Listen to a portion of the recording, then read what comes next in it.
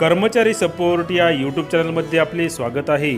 बघा मित्रांनो, महाराष्ट्र शासन वित्त विभाग अत्यंत महत्त्वाचं हे पत्र।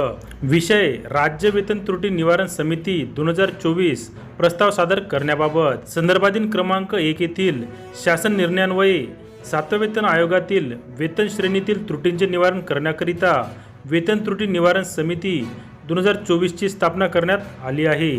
प्रस्तुत शासन निर्णयातील तरतुदीनुसार वेतन त्रुटी निवारण समितीला नियुक्तीच्या दिनांकापासून 6 महिन्याच्या कालावधीत अहवाल शासनाला सादर करावायचा आहे।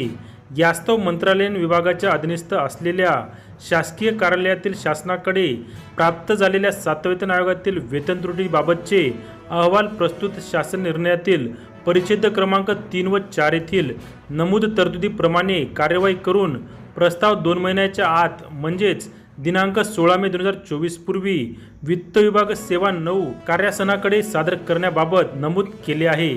या अनुषंगाने प्रस्ताव दिनांक 16 मे 2024 पूर्वी वित्त विभाग सेवा 9 कार्यासनाकडे सादर करण्याबाबत संदर्भाधीन क्रमांक 2 येथील पत्रान्वये कळविण्यात आले आहे। तथापि अद्याप काहीच मंत्रालयीन विभागाकडून प्रस्ताव प्राप्त झाले आहेत। सध्या लोकसभा सार्वत्रिक निवडणुकीच्या कामकाजासाठी मंत्रालयीन विभागातील अधिकारी कर्मचारी हे कर्तव्य बजावत असल्याने वेतन त्रुटी निवारण समितीसमोर प्रस्ताव सादर करण्यास प्रशासकीय कारणास्तव 2 आठवड्याची म्हणजेच दिनांक 31 मे 2024 पर्यंत मुदतवाढ देण्यात येत आहे।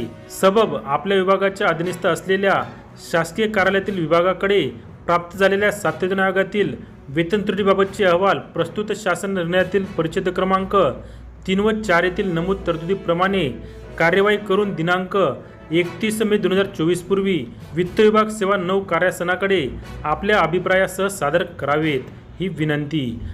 बघा मित्रांनो, राज्य वेतन त्रुटी निवारण समिती 2024 यानुसार मित्रांनो 7व्या वेतन आयोगातील वेतन त्रुटींचे प्रस्ताव सादर करण्यासाठी लोकसभा निवडणुकीच्या कारणास्तव 2 आठवड्यांची मुदतवाढ देण्यात येत आहे। मित्रांनो, नक्कीच याचा फायदा कर्मचाऱ्यांना होणार आहे।